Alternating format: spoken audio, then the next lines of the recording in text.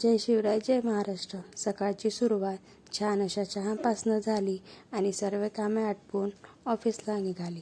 सायंकाळी येताना गिफ्ट घेण्याकरता मार्केट गेले आणि आल्यानंतर रेडी होऊन ताईंकडे जायला निघाले. ताईंकडे आज आराध्याचा बर्थडे, त्याचबरोबर भाऊबीज सेलिब्रेट होणार होती.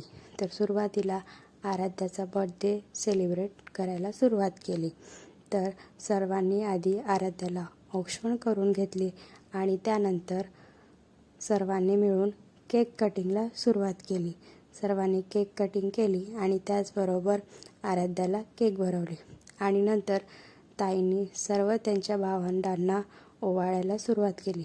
ताईंनी त्यांच्या लहानांपासून मोठ्या भावंडाला ओवाळायला सुरुवात केली आणि त्याचबरोबर सर्व भावंडांना सुंदर असे गिफ्ट दिली.